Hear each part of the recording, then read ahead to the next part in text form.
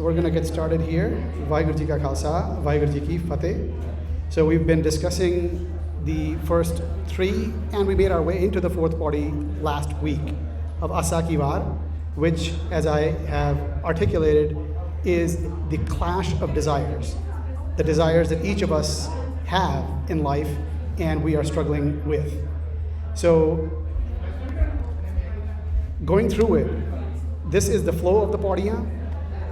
It starts with Api ne aap sajyo, which is again, anything, if it's going to start, it has to start at the beginning, which is exactly the purpose of this Vad, this clash within us, is that it started with the manifestation. Manifestation of what? All that is, all that will be. Because all of it is an expression, the manifestation of the One. Because there is nothing but the One. Which is why Gurbani starts with the numeral 1. And this is essentially where the birth of the clash occurs.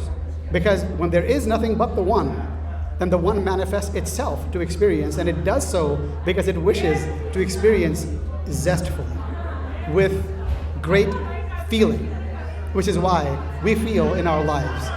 Now, all those feelings may or may not be constructive. They may not move us in a direction of unity, coming home. It can be very distracting. But at the end of the day, those feelings are there. Those feelings are not to be removed or to be deadened. They're there. They're to be channeled. Channeled so that they bring us back home and make us complete. Now, in one way, we are complete, but the Man has its own ideas. So we always feel small, insecure, and all of these. And that's what gets in the way in our interpersonal relations and in our relationship with everything around us, including the planet and how we treat things, what we manufacture that hurts us. Not the planet. The planet's not hurt. It's 4.5 billion years old. It's not going to have a problem. We will. So the second Paurhi, the step, speaks to now that there is manifestation. And it is starting to see itself as one and different from everything else. And insecure, but on the other side, also special. Who doesn't think that they're special? Only people who've been beaten down. They may start believing that they're not. But this whole idea of special, not special, all of these dualities, the duality comes from the fact that our expression, it occurs in a way that what we see, what we smell, what we hear, it makes us certain that obviously all of it is not one. It can't be. If somebody were to say that, you wouldn't believe it because you don't see it. And you don't see it because your eyes see only difference. So this is not my fault, your fault, anybody's fault. This is simply the way that we are structured. And within that, we've got to thread that needle such that this fragmented view comes back into that we are operating from a source of unity. That's hard to engage in. Otherwise, it would be commonplace. So we are looking for purpose. And life is about purposeful being. Purpose in Gurbani also refers to Dharam. You've heard about that as Dharma. That's Dharam. It's the purpose for being. The third Paurhi is about, as we are expressing ourselves, we collapse into a being that is inauthentic. Why?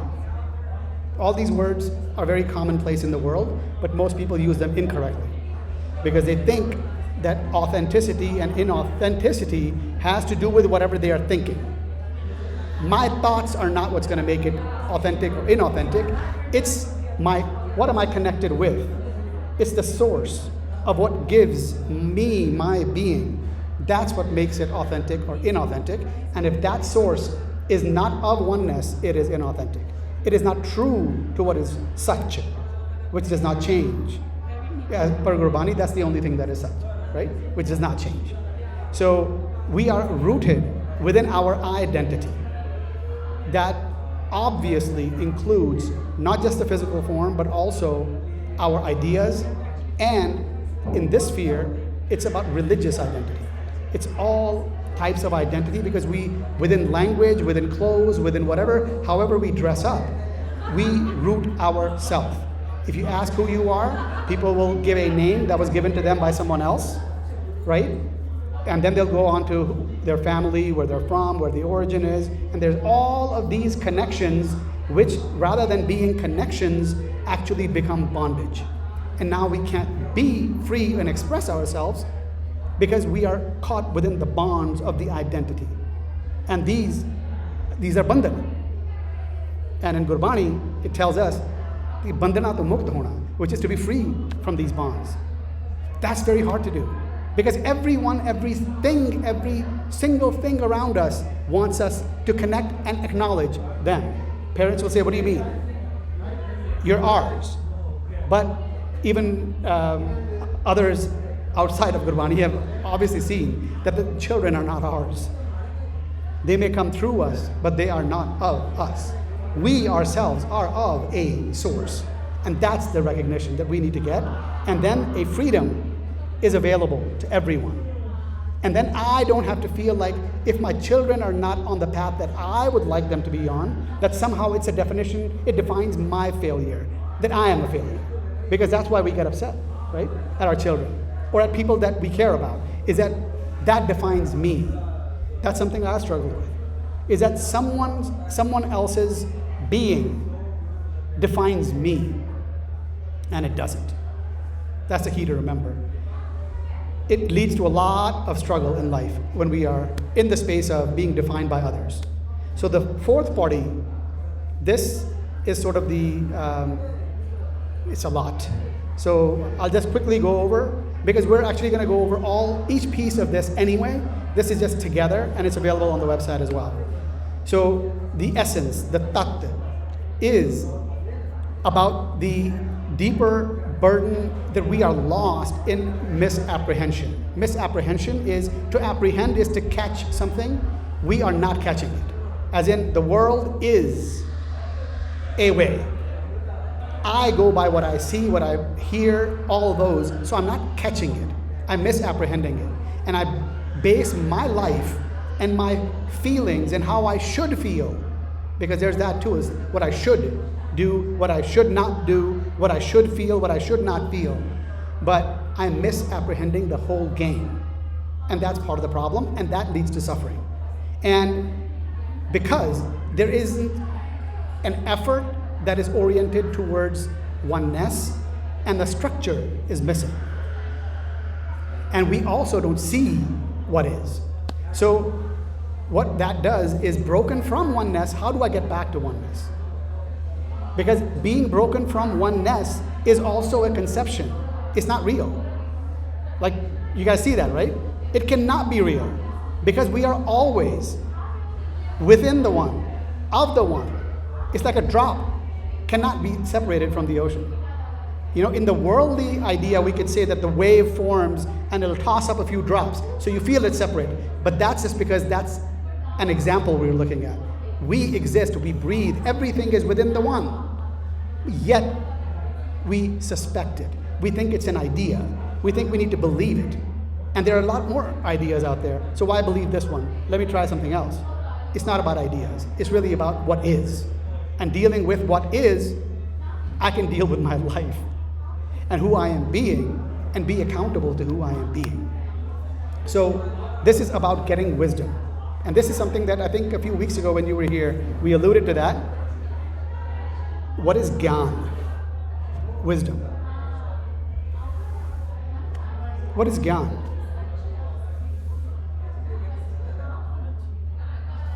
Knowledge is one word.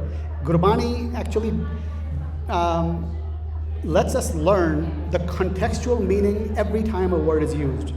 So it could be gyan, which is, for those of you who understand, no ankar, right? Mukta. There is gyani, there is gyana, which is with an ankar, and through gyan, syari.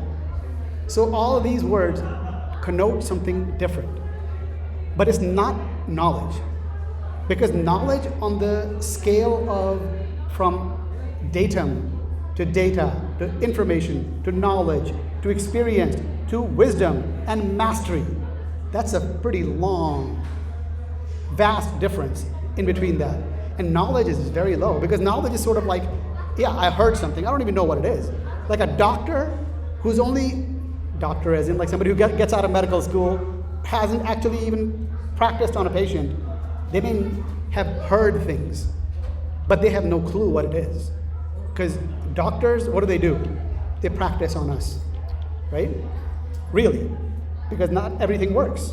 So they're practicing on us, everyone who goes to them, and then they learn, and some of them learn quicker than others. And hopefully, we all hope that we'll go to the right one who's practiced enough that they've learned something. Because others are guessing based on knowledge. So knowledge is a very low level thing. This is talking about universal wisdom. But that universal wisdom, there's also different types of wisdom, right? This is not about that. This is knowing about what is absolutely essential. That is the Gyan, which is singular in Gurbani, in Gurmukhi with an Ankar. So that's the Gyan. And that's what Gurbani is talking about. Gurbani is purview. It's, in Punjabi we would say, it's a khetar. It's his domain. Gurbani's domain is not the worldly domain. This is probably the biggest confusion for most people, is they think that Gurbani is talking about worldly stuff. Like, if I were to come here, if I spend a lot of time here, if I give money, if I do quote unquote seva, which is something different by the way, is if I do all these things, then I will be more successful in the world. That is not the game. Because to be successful in the world, that depends on the definition of success. And the world has its own definition. It's accumulation of things, blah, blah, blah. So for some it's family, whatever it is. But the point is, Gurbani is not talking about that. All the things that we think are important, Gurbani actually is saying that's not the game. So when we approach Gurbani, we essentially have to leave our worldly man and the context and the paradigm and just put it away. Because we're dealing with something completely different. This has to do with Jnana, singular. That's the game. That's the wisdom. And for that, I need to be straight with myself, is that I have suffered. People around me that I care about are suffering. And there's a lot of suffering going on. It's not because we don't see, we don't hear, but Gurbani tells us, you actually don't see. You don't hear.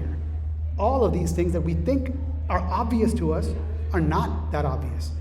The reason I am in pain and everyone else around me is in pain is because they don't get it. They're misapprehending it. And that's the essence of this fourth body, is in the structure of the way to be, which is set up within hukam, within this construct, the framework, that can lead to suffering and it can lead to liberation depending on who and what I am connected with. Not who as in a person, but as a living thing. So I'll move on. We'll cover all of it anyway. Before we do, any questions? Or anything there for you? No? Okay.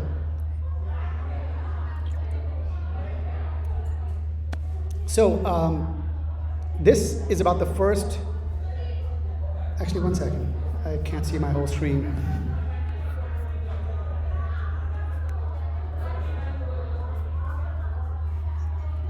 All right. So this is the fourth body, which is talking about seeing for yourself. At the end of the day, nadri kare je apni, ta nadri satgur paya. First thing to note here is this is not something easy to be given away. This is conditional. This is talking about je and te. It's an if, then condition. Nadri kare je apni, ta nadri as in through nadar, satgur paya. That means it's only available satgur paya. It is for me to come upon the gur, which is sat. It is not a person. Satgur paya. That means main nahi paya. I don't have that in my life. If I wish for that, that will be available. Nadri kare je apni. So to be authentic also has to do with this, by the way. This is not for me to wish upon this massive being somewhere out there that's going to give me something. It is nadri kare je apni. Because the reason I'm lost is because of where I am rooted. It has to do with me. The me and the one. Actually, the whole game is between that. So, nadri kare je apni taan nadri satgur paya. So, to get what is satgur, which is the technique that fits everyone, it's universal. Only that will make it possible. But what are we talking about? E jio bote janam paramya ta satgur de through satgur shabad sunaya. Satgur, again it's talking about satgur. This is about satgur. Satgur jevad data ko nahi sabe sunyo lok sabaya.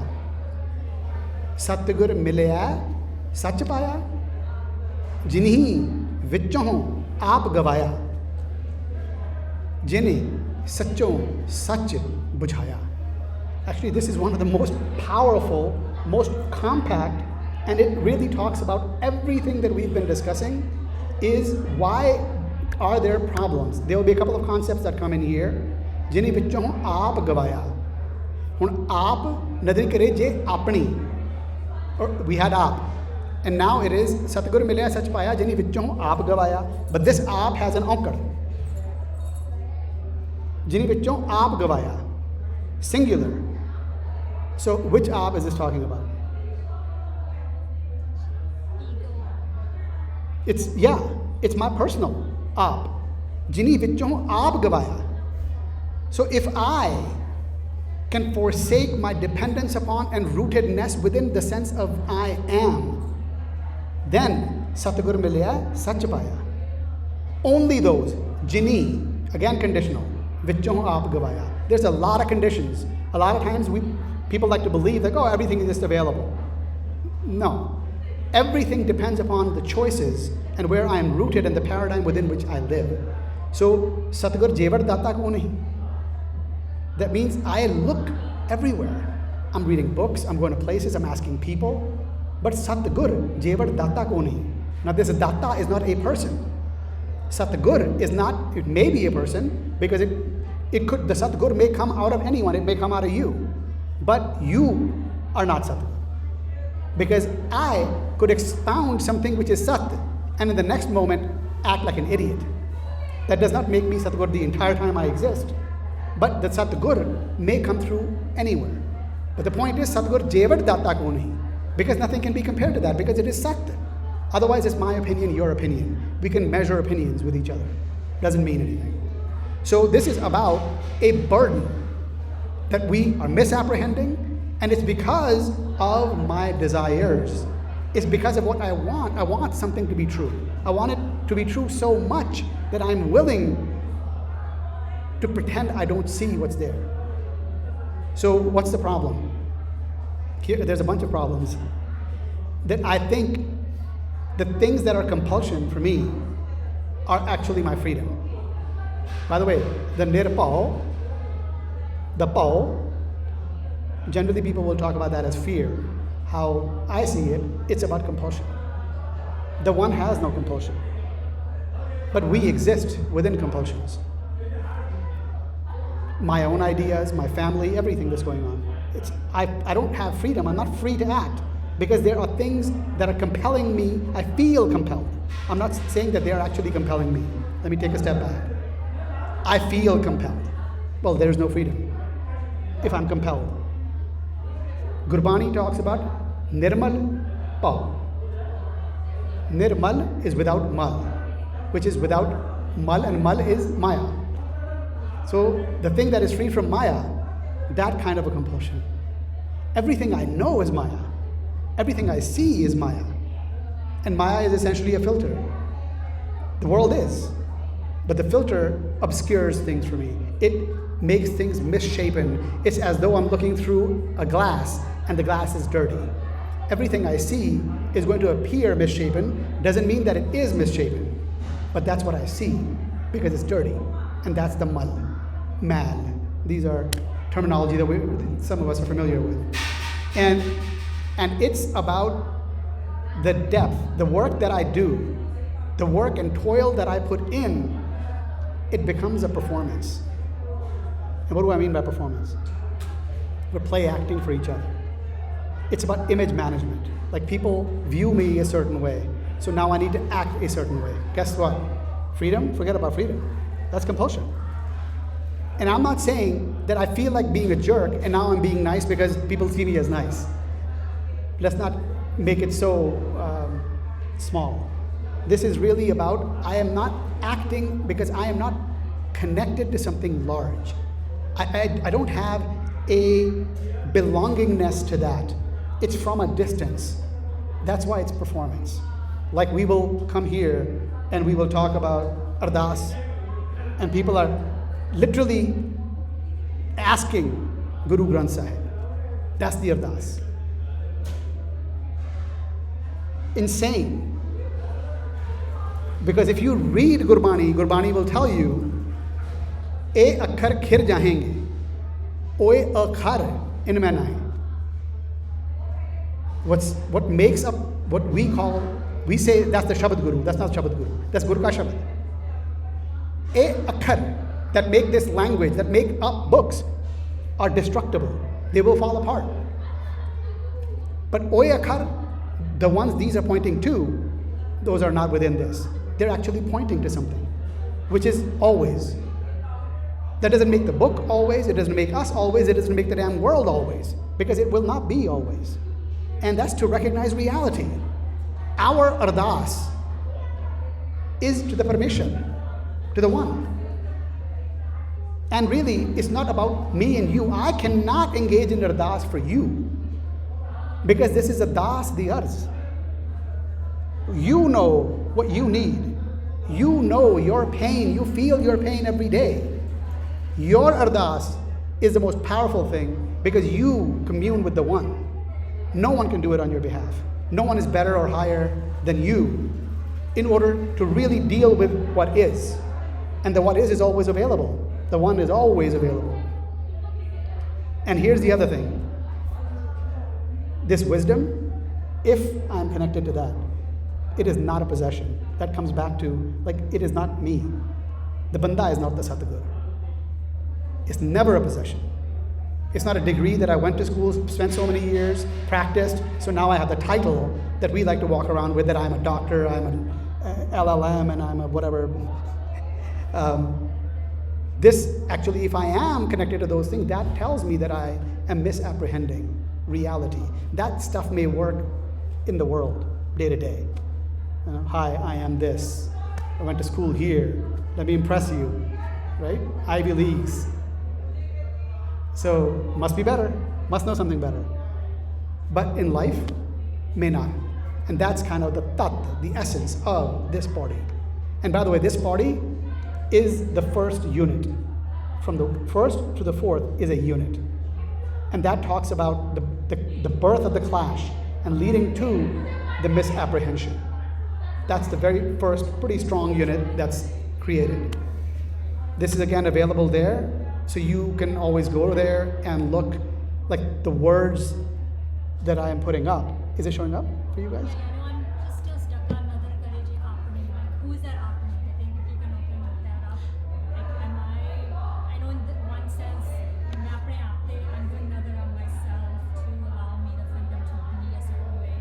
But where is this, who is this one that's doing this another race? Thank you for asking. That is a very important aspect. If we don't get that, then we will miss. So thank you. So I'll repeat the question just in case. I don't know how loud it is and how it's being recorded.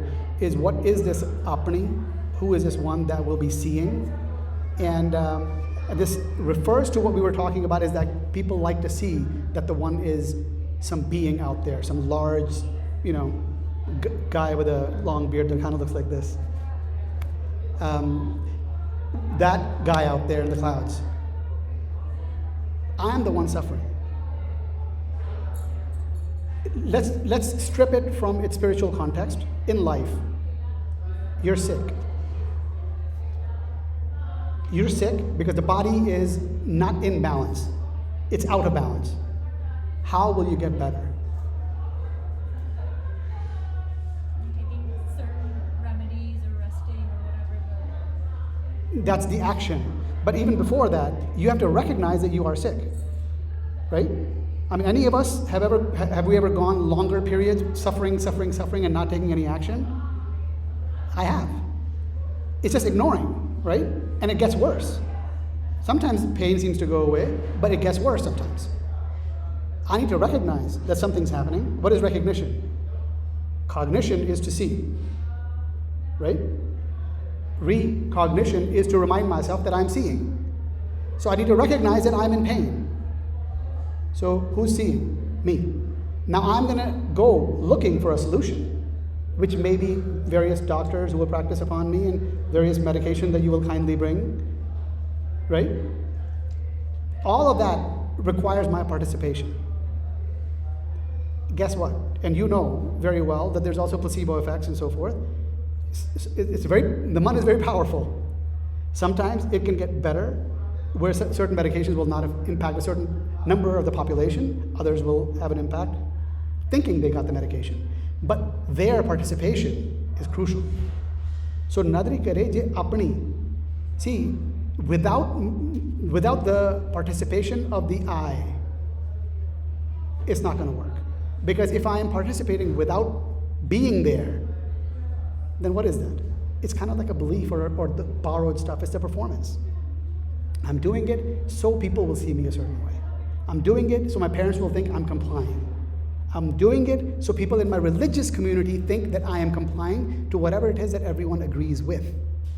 By the way, if that were the case, we would not be calling ourselves Sikhs. Because Guru Nanak, Kabir, all of them did not follow the tradition.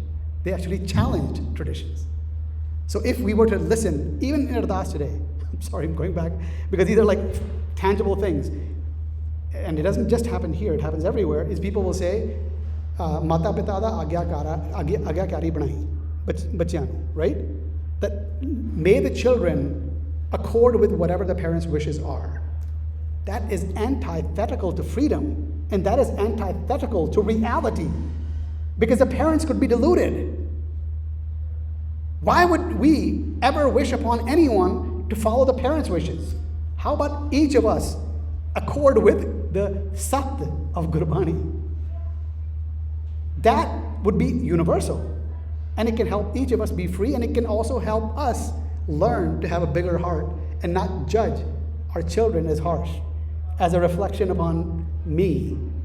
And they must do this. I'll take away their freedom, but gosh, I need to have my freedom, so my parents better leave me alone.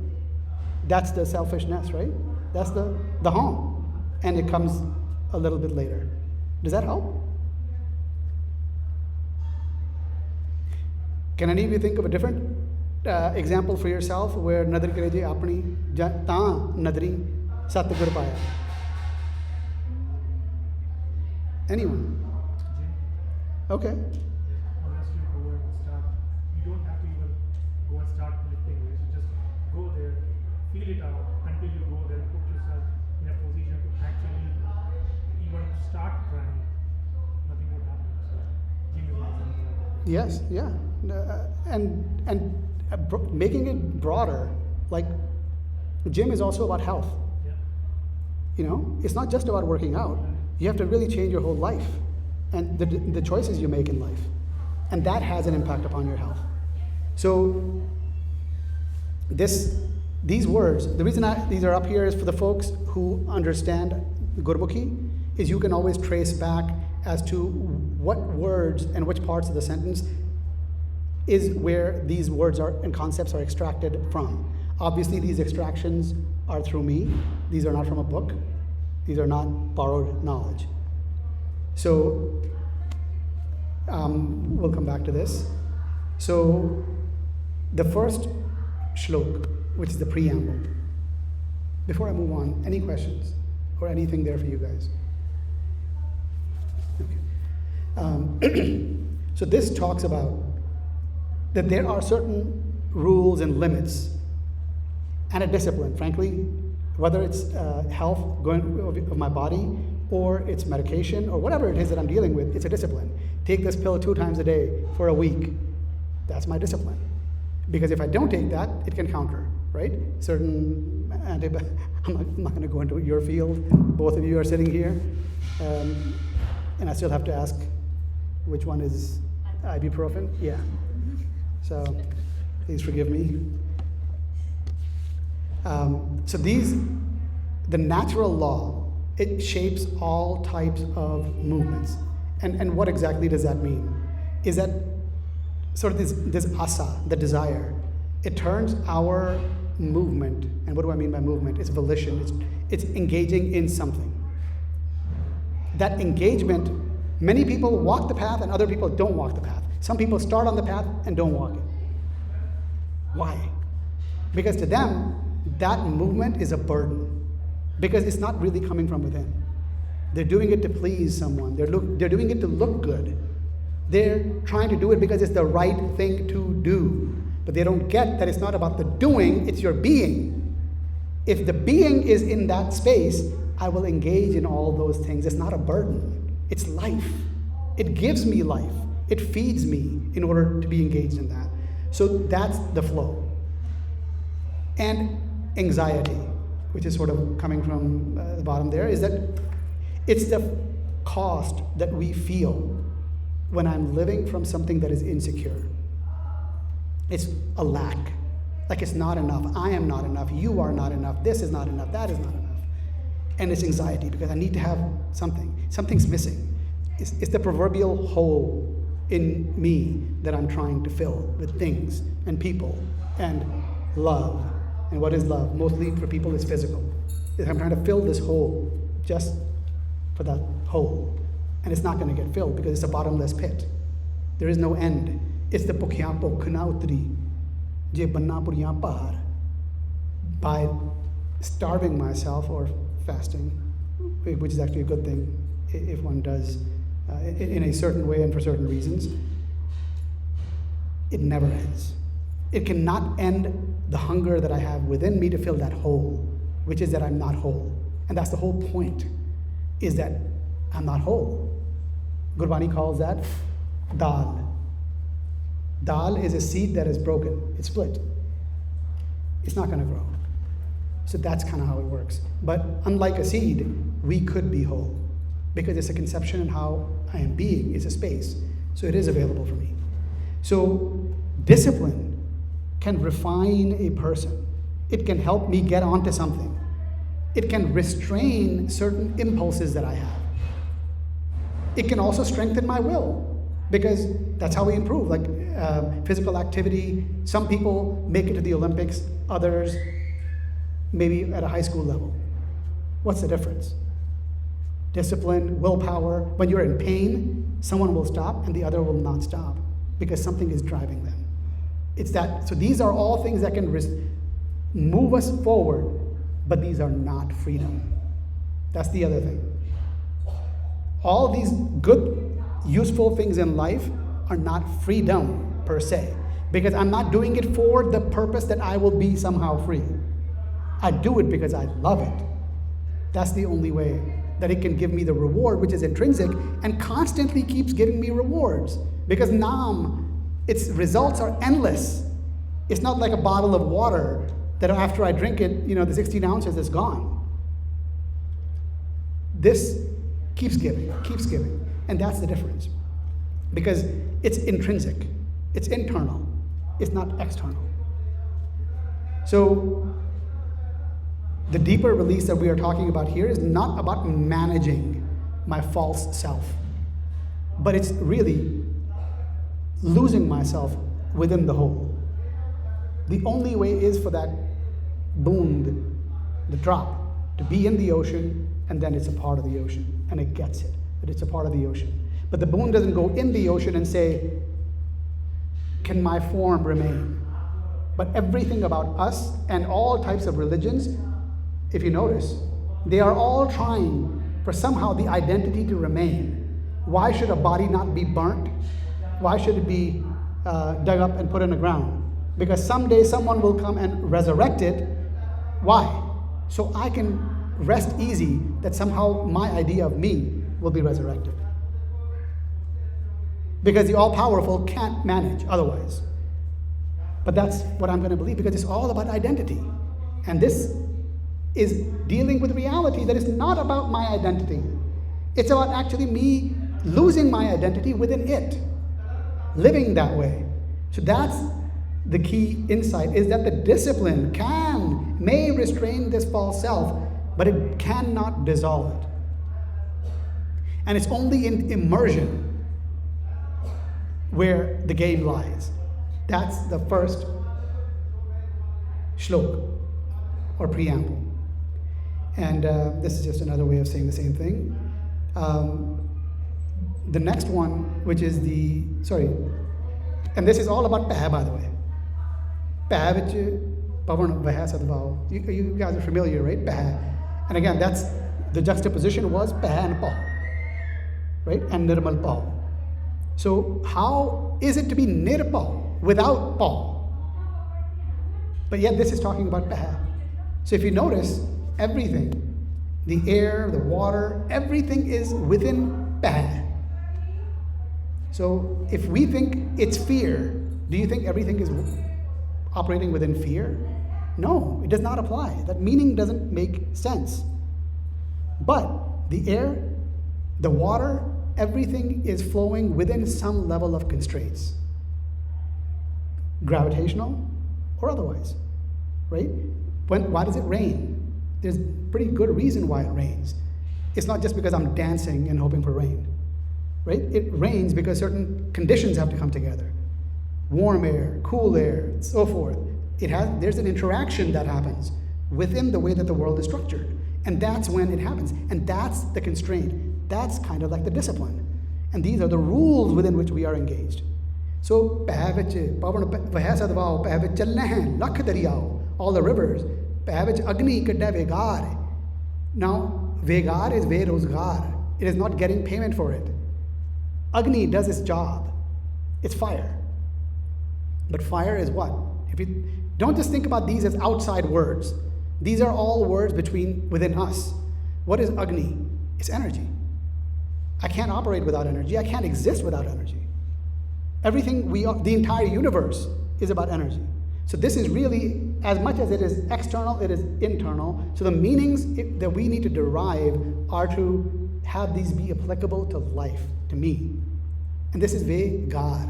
Vegar. We ask for things in order to. All of this is not asking in order to anything. It's simply set up.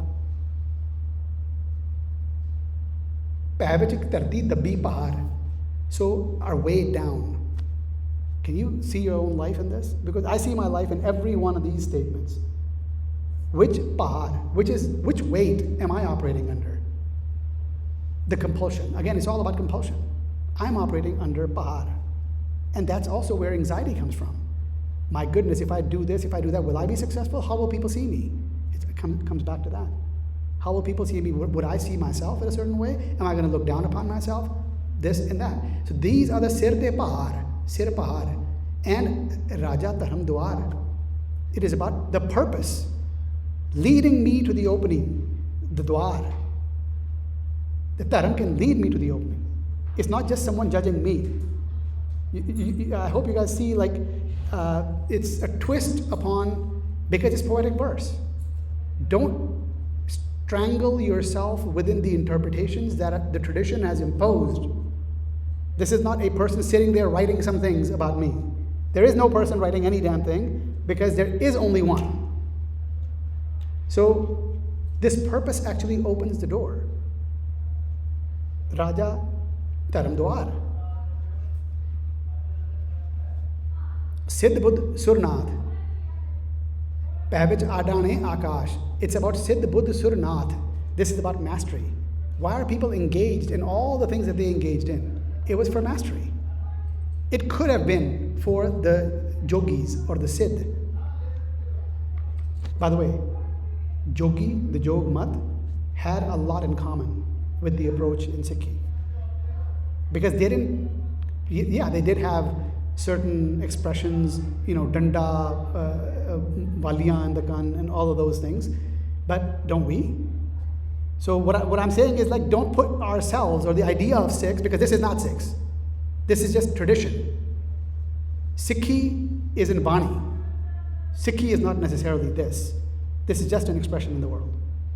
Yogis actually have a lot in common with us because they are engaged in something. Jog actually means to be one. It is from yog. We discussed that last week. Adane Akash. It is to operate above impulses that are base. Most of us are operating out of base impulses. Why? Because we're sort of animals. We think we're better, but we're essentially animals. There are certain impulses that keep us going, whether it's food, fear, all of these. Jodh Mahabal Sur, that has to do with courage. Mahabali, Sur Me. Do we not have impulses to go and help people for which we are ready to die? Not each of us, but there are people who do that. Right? We can recognize. So those are Mahabal Sur. Peh vich aave hain, jaave hain, pur.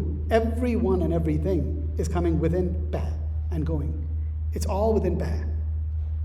Now comes like at the end. Sagliyan po likhya siri lekh nanak nirbhau nirankar sach ek. That's the mic drop. Because at the end of the day, between all of this, all these paths, siri te lekh. What is this lake that is written for each of us? It is that is only through immersion. The freedom is only through immersion. There is no other way. It cannot be from a distance. I cannot date from afar. I have to be one. It is to be immersed. There is no other way. Anything you do in life, the people who are masters are the people who are completely immersed in that. They could care less what people think about them. They are lost within that thing. And because they are lost within that thing, they are the only ones who are found. So, nirpaho, nirankar, sach, ek. It is that they are uncompelled. Nirpaho. And nirankar, nirakar. There is no form. What is something with no form? Sorry? Energy? Speak a little bit more in a way that it can open up something for your life. What would be a way to be formless? Be like water. Yeah, that's a great one. Popularized by Bruce Lee, one of the people that I love. Recent song. What? Oh, really? I'll give you the song. Okay. Yeah, I'm not much in popular culture. So it can take. You want to tell the whole thing? His quote. It was on my poster and I forget it. I don't know. If you put it in a cup, it takes the shape of a cup, right? And if it's flowing, it can crash against rocks and it can wear down rocks. I don't remember if he said all that, but he essentially meant that. The Grand Canyon was formed by the Colorado River, going through it over millions of years. It wore down rock. So the thing is, chipping away, chipping away, chipping away. It's constant.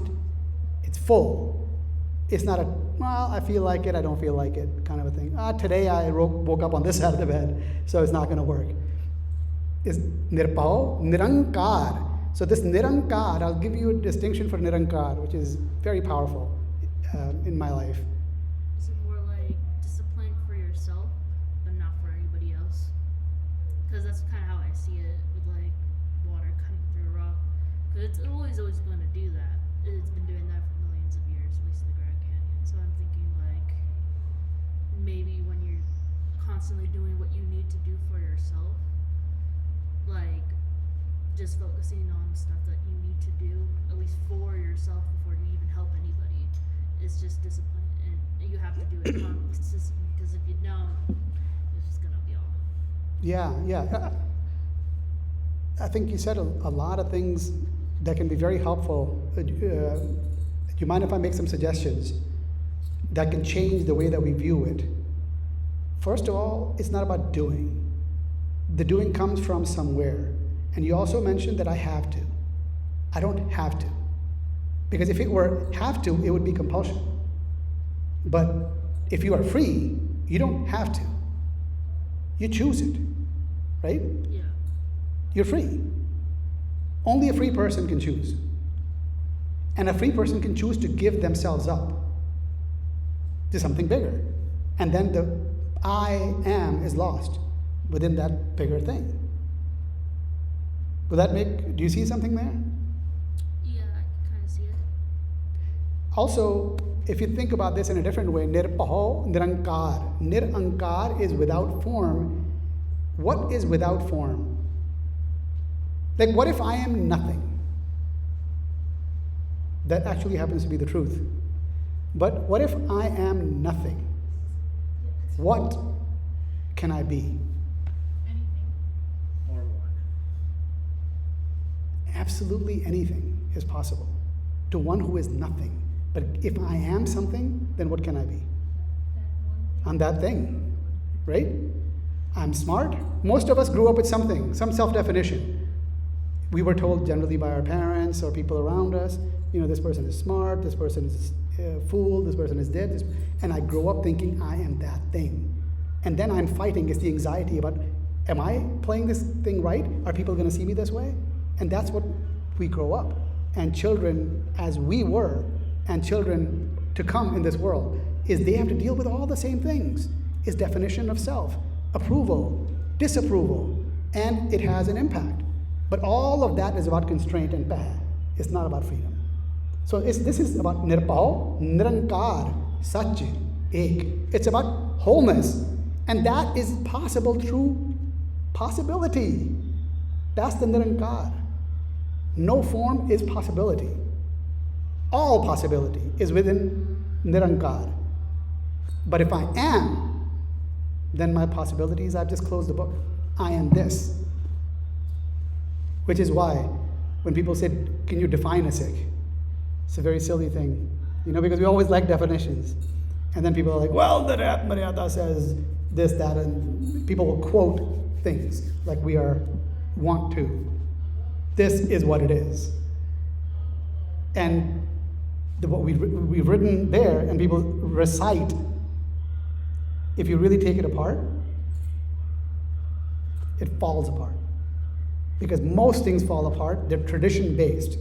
Because our traditions are based on people, if you talk about politics, people will say, well, we don't want to talk about politics. We don't talk politics here. It's like a dirty thing. But most things that we agree on is politics.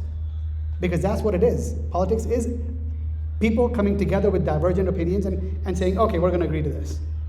And that's what it is. It's a bunch of people who didn't agree on anything coming together, and they came up with that document that even many still don't agree. But everyone will say, that's the truth. But that's not the truth. Gurbani tells us the truth. But Gurbani requires vichar. Gurbani requires me to put my life on the line. And I don't get to be right. I might want to embrace being wrong. That would be Gurbani and me getting lost in Gurbani. Otherwise, I'm just shaping Gurbani into whatever I want it to be and presenting it. Kind of like making Gurbani in my own image. Right? Just because it sounds cool and some words are floating out there in the social fabric. Let me stop here, because this was the end of the first one. We've got a little bit of time, but I don't want to rush too much. I want to make sure that we're all together. What's there for you guys? So when you say about like freedom instead of compulsion, what would be freedom for most people? Is it like something that they enjoy doing?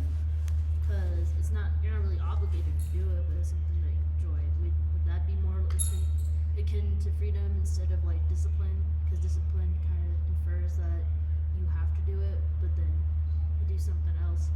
Will it be more like, let's say I like to write, I enjoy doing that, and no one will tell me what to do because I'm gonna do it anyways. Is it more akin to that? That's what I'm trying to. It's a great question. I'm not going to answer it. I'm going to open it up for everyone else, because we've been discussing something for several weeks. And we're at the fourth party.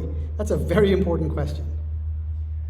So, the things that I like, is that freedom?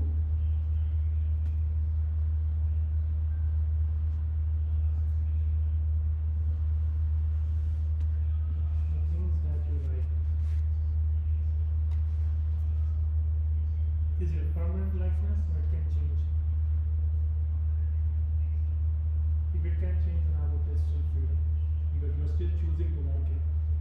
still tell you to disown it when you don't like it. But if you are like compelled that, oh, because social norm is like this thing is good, so you keep liking it because this is a social norm, then you are acting within a boundary and you're not free. Okay. So you're saying it's more like people telling you what to do, or not even people telling you what to do, what's assumed that everybody does. Because not everybody goes out of their way and tells you, this is what you should do. Some people don't even care not to tell you that. I found the most free people, the most careless ones. Carefree or careless? Carefree. Okay. Not That's okay. Carefree. I was like, careless? Oh no. I know some people like that. It's the reason I was saying it's a very good question because it's a pretty big can that we get to open with that one, right? I'm not going to call it a worm yet because it could be a can of worms. What if I want to hurt others? Generally, people don't teach you that, Yeah. right? Most traditions don't teach you that. But most traditions happen to hurt a lot of people that are even part of that tradition. Or the other, for sure. It's like all day, open season on the other. The reason I'm saying this is because what I desire is what this whole thing is about. It's the clash of desires. So the expression of the one, the manifestation is the birth of the clash, and then the fragmentation creates issues, right? So if you think about it, like what makes a person who is hurtful be that way? Because at the end of the day, it's kare asan ditto chao. It is within and zestfully experiencing. It wants to experience. Does that leave room for experiences that are very hurtful? Where do those come from? This is not the space to insert devil. Because there is only one. So this is going to be a bit of a challenging thing. It's all from the one. But why? How? And the answer is within the very first one. Apine aap sajyo. Apine rachyo now. The being is through that. दुई कुदरत साजिया करी आसन डिठो चाओ दाता करता आप तुसी देवा करे पसाओ तू जानो ही सब से दे लैसें जिंद गवाओ करी आसन डिठो चाओ. The mic drop is on the kari asan ditto chao. So this has to do with desires. And that's why we have love, great love in the world, and we have a lot of suffering and people who are inflicting pain. But it has to do with who am I connected with? This identity, is it connecting back to the source or is it trying to be the source? Because the greatest tyrants in this world, they were generally not looking to something else. They wanted to shape the world in their image. And if you didn't fit, then you just have to be minused out. By the way, that's also trying to make it one. Something doesn't fit, kill it. What will be left is what I'm okay with. That's also one. So the disease can also come back to one. It's kind of a, maybe you haven't seen or heard it that way, but if you think it through, it'll all come back to one. The worst people in the world also want oneness. They want to hurt you, to change you, to accord to them. One. And killing for the same reason. But why? What produces people like that? Clearly, there has to be something off at the connection with the source. And one lives within that connection day and night. And am I doing it because someone says I should do it? I would say it'd be ego. There's a lot of those guys that do any of it. It's not even coming from a good place anyways. It's just Yes. ego. It's nothing but ego. Let me see if it was here or, oh no, it was in the fifth one. I'm jumping ahead. And this is also my test in a way of the interpretations that we are dealing with in Gurbani. Are they in line with Gurbani or not? Because generally what we're talking about is exactly the thing that Gurbani opens up next. So it will come up. And then you will see why everything that we're talking about fits perfectly with the next thing that'll come up. And that has to do with home. Home ਵਿੱਚ ਆਇਆ, home ਵਿੱਚ ਗਿਆ, home ਵਿੱਚ ਜੰਮਿਆ, home ਵਿੱਚ ਮੁਆ, home ਵਿੱਚ ਸਚਿਆਰ ਕੁੜਿਆਰ. Home ਵਿੱਚ ਸਚਿਆਰ ਕੁੜਿਆਰ. But if everything that we would like to see, what we've been told by the religious people, it is that only the people who are going down the wrong path would be engaged in this. But Gurbani says, which those that are attached with such, satyar, on the path of such, and which kudiyar. So if they're both in the then the question is, what is home? Maybe we misunderstand it. So that will be the thing that we opened up on the next one. But this is again talking about the same thing. I'm not going to go through every single line because it's not going to be that helpful. We're going to stop here to take a larger view of the first 4 pauriyas. That's the set. And this is the field of misapprehension. And it's about this, again, there is a core of me, whatever I'm attached with. This is like the false center. It's not the source. But that's what I am connected with. It's my false center that comes into view. And that starts with desire. And that was the first pauri. And I feel like it is necessary. And it exposes the misorientation, the disorientation. So desire, you could say, bends my orientation, depending on where I wish to connect. If I wish to connect with such, my orientation has to alter. But the desire will still be there. When I'm attached to the worst things in the world, there's desire. And I'm attached to the sat, there's also desire. So desire is constant. That's why it's the clash of desire. The second one talks about purposeful being. And what this says, it's rooted in a being that is not fragmented. Because everything about me right now, everything about you, everything about most people on this planet is fragmented. When I come here, I act a certain way. When I go to work, I act a different way. If I run a business, I will act a different way. To my employees, I might be a different way. So it's different faces. To my spouse, partner, I'm a different way. To my children, I'm a different way. So it's different faces.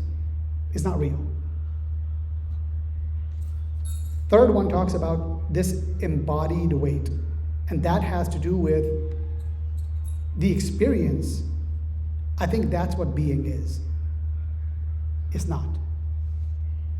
The being is what leads to the doing that gives me this journey, gives me the experience. But the experience is not being. It originates with me and then goes there. Anand paya meri maaye, sat guru main paya. It does not say, let's go through 40 pauriyas. You need to do 562 things, and then you will have Anand at the end. That's what every religion will tell you. That's what the self-help people will tell you, is that you got to do all these things. Then you will have this. Gurbani is starting with Anand paya meri maaye, sat guru main paya. Main paya. They're sharing it at the start. It's not a mystery at the end. It's not a mountain that I need to climb and I will find Anand at the top. And I just need to suffer all the way through. It's in Anand that I am traversing, whether it's up the mountain or down a valley. Because Anand does not depend upon the height or the low. That's happiness and sorrow. And the happiness and sorrow are for people who are stuck within which framework? Ego, yeah. And duality. That's ups and downs given. And by the way, each of us are going to have those. The question is, where am I left with? Stuff happens. People we know, love, things we care for, break. They're here now, they're not the other day. That's life. It's not like you get to be one and no longer do these things exist. They exist for everyone. But you just don't have to go on the roller coaster ride of feeling that way. You can be in Anand, which is why Anand is not happiness. It's bliss. Even bliss is maybe not an apt word, because again, it's not a concept that is anand. Anand sab ko hai, anand guru te janiya. Only you can know it and be there in it. It doesn't break. So that's the third. It's about the embodied way to experience is mistaken for being. And the last of this first set is apprehending truth, getting it, catching it. What is a distortion? Is that it is within compulsion and performance and all this knowledge that we borrow. We think that's reality. But it's not about borrowing things. It's not about believing things. It's about having a personal experience, relationship in your life. Every single word that we've talked about here is for each of us to test in our life. And once we test it, we will have value. Otherwise, it's just sounds, concepts. They don't really have much value. We might repeat it at a social gathering and feel like now people will know I'm smarter than them, but it won't mean anything.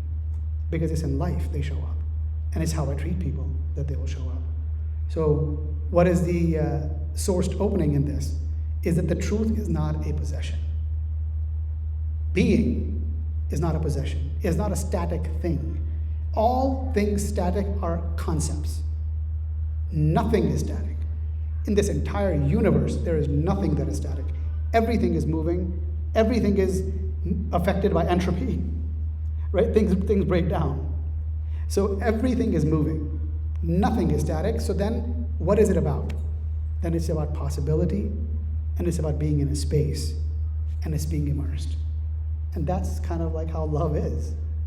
You don't love somebody because of how long their nose is or how small their nose is. You don't even think about the nose. Features. I like this about you. You like things about people. And it's not even about, again, we can personalize it, we can depersonalize it, but at the end of the day, it's life. That's what we all deal with. So this set of the first 4 Paurhiyan are really talking about, not about self-improvement, because this is not about improving anything. It's about the self is not the source, cannot be the source. And this sense of self that is distorted by this center, which is false, where I am occurring, where I'm coming from, that needs to get shifted to the one. Because actually everything and everyone comes from that. So if I recognize that, then the one is not my domain. The one is not my property. We are all within it. And so that is why each of us has value. It is not because someone says it, not because the UN Commission told us. Everything that is has value. Because everything is sourced in the one. And that is why the spirit of Sikhi will stand for folks, no matter where they are, and stand against injustice, even if it's within the community. Because the community, again, is not static. Community is of people who are being a certain way. For me to say that I am a Sikh, it would be an assumption. It's a contention. It does not have to be reality. I may be being a Sikh, a Gursikh. I may be being a Jalad. Gurbani says, And Guru Jinakera. Guru is also not one thing. The Guru can be blind, per Gurbani. So if I am a Sikh of the Guru that is Anna, that is blind, then what kind of life am I going to live? So we got to break notions that tradition has given us that this means this and nothing else, because Gurbani actually tells us there are so many layers and there's so much power and nuance, and we can find our life and ourselves within all this nuance. So we'll stop here. Any questions, anything that you guys feel came up that you're seeing for yourself? Maybe something about people that you're dealing with.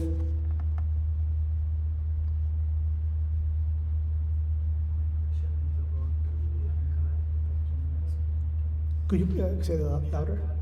Nirankar, yes. Nirankar is nir plus akar, if you were to separate the compound word, right? So nir is there is none, and akar is form. So it's formless, without form. So anything that is without form and that shows up is actually showing up out of, like the universe did, or the multiverse did. There's no compulsion. It is. Why is it? That's a question that people have been arguing over for a long time, right? And Gurbani tells us it's because it was asan ditto chao. It was through the chao. It was a will, a command, a desire. That's how it is. So Nirankar is to be formless, like water.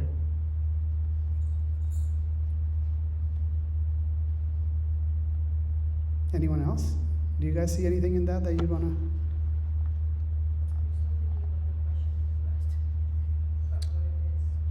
I'll agree. The way I mean, this is just individual thoughts I'm having about it is we can have preferences of like I like doing this, I like doing that, but when that preference becomes compulsion in a way, like when it doesn't happen, I am now upset and hurt. I'm feeling a certain type of negative emotion, then in that moment I'm no longer free. I'm bound by something happening the way I want it to. Or even me liking this, someone saying something negative about my liking about it is hurting me. I'm not free. Like if I form an opinion about something, doing something, I'm no longer free about it. It could be doing a thing, having the, cause like, even the discussion we're having is just our opinions in a way, right? Cause everybody can have a different interpretation. So, if something can't rattle my inner peace, it's not real. Even if the knowledge is true, but the reality, lived reality, is not real. Yes, yes. But if I heard you correctly, this is something that was discussed maybe a couple of weeks ago. There's always a slippery slope, right? Because at the end of the day, the mind is powerful, it can make stuff up. I can also imagine that I'm okay. If I'm lazy, let's say, I don't want to do something, I don't want to engage in the energetic outlay, I'll be like, I'm okay. I'm good. I'm at peace. But the body knows, right? And that's why a lot of times we may feel like we got something, but the getting something is not going to erase all the things that came before that the body knows, right? Micro expressions. There are some people who are very empathetic. They can read a slight shift in someone. Okay? It's little expression. We may not even want to show it, but it's there. They can also, they're feeling it for us on our behalf. They can respond to it. But we may have something that may have become real to us recently. It's starting to have an impact upon the body and the mind. But the disease has been there for a long time. So just because I started something now, or I might actually have something immensely powerful, doesn't mean that it'll just negate everything. It has to be there. I have to live within that space, and then it will probably be in a space where much of that discomfort is no longer available or important, and I can just live out of that. But that requires me being in that space. Yeah, which kind of connects to another that we were talking about, I think, that I constantly need to keep an eye on me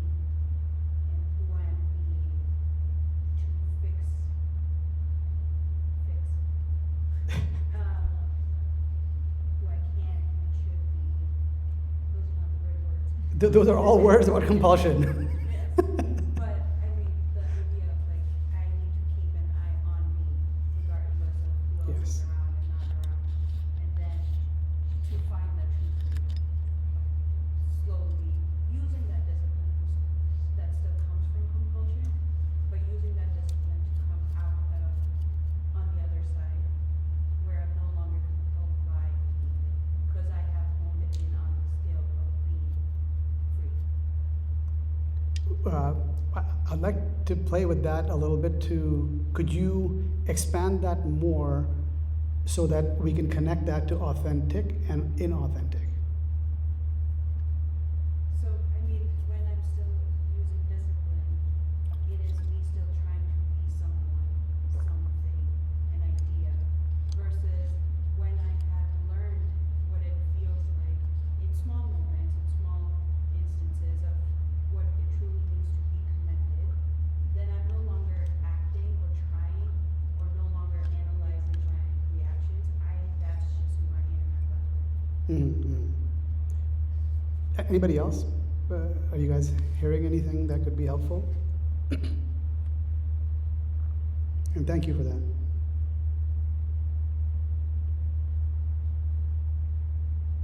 There's something that I find helpful.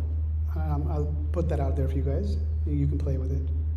Kind of what Saki Kaur was just alluding to, like the pathway for me to be present is to also see where I am being, how I am being, where I am sourced,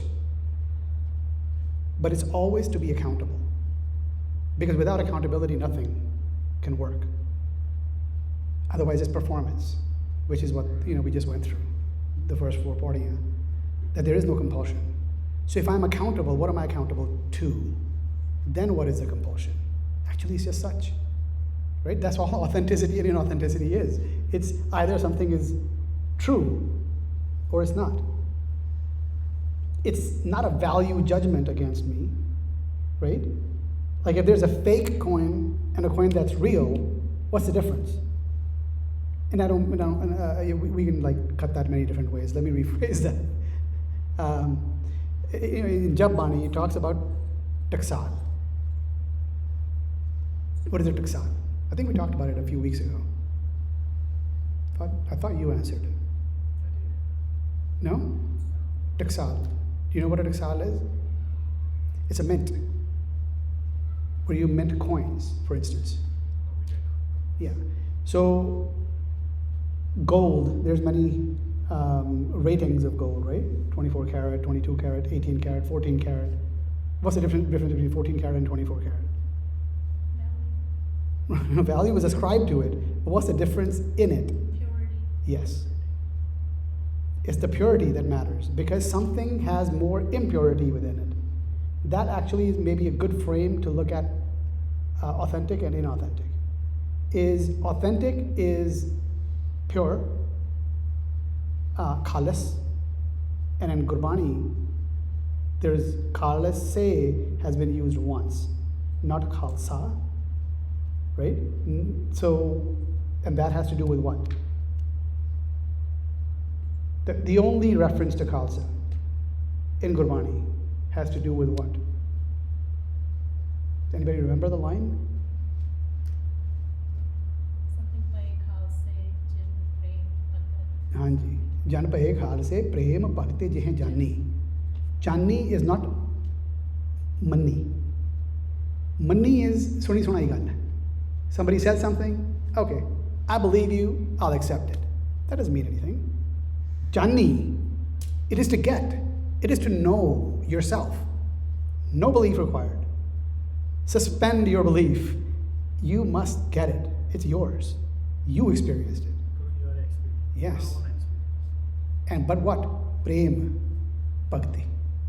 Prem is love. What is love a proxy for?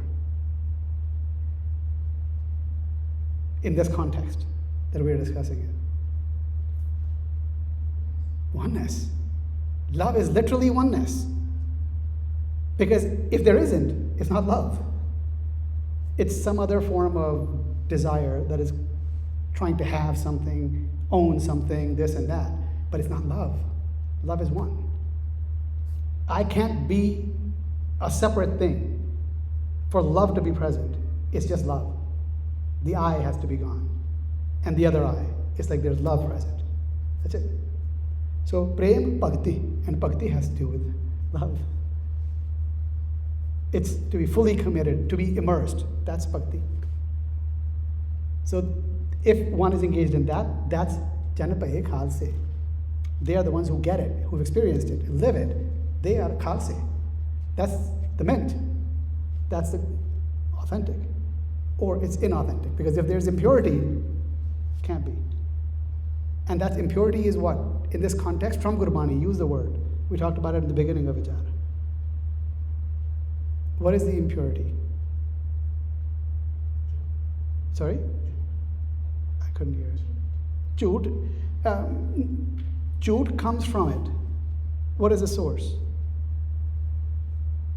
Per Gurbani, the word that is most commonly used, it's the most common word. It would be the part of the, let's build on that. Everything is from one. I don't know if I have that in front here somewhere. Oh, yes. Oh, this is not the one. So it comes from one. There's Sach or Kach, right? What is Kach? Also called Param. What is Param? Duality. And in Dui Kudrata Sajjiya, what is that? What is the word that describes that? It is through Maya. That's the mal. That's the mal. Because of that mal, what is pure cannot be pure. It's corrupted. Not like corrupted in an intrinsic way, but like there's mal in it. So the 24 karat is no longer 24. It might be 22, it might be worse, depending on how much mal there is. And the mal, is my vision of the world. It's how I relate with the world. It's where I am sourced. You see all these are very fundamental concepts. Like if we look it through that sense, a lot of Gurbani will start fitting and making sense. It's not about what I must do. It is not what I should do. It is really about understanding what reality is. And if there is pain, it is because obviously there will be pain. If I'm rooted in duality, I am not going to be at ease. I will have dis-ease. And if I am diseased, I have to live with the consequences of that. That's the framework. That's the hukam of life, of world. So it all kind of fits together. But as we play with Gurbani more and more, it will make more and more sense.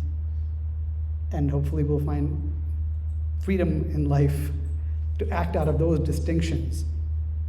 You know, there's a very powerful thing. You use a distinction until the distinction starts using you. Because then you are not the one thinking about it. You've been living it, and then the distinction uses you. And then you're not doing something because someone told you or you must do it. There's no compulsion. It's integrity. It's accountability of love. Yeah? So next time we'll start with the fifth, which opens up the next unit. Vaheguru Ji Ka Khalsa, Vaheguru Ji Ki Fateh.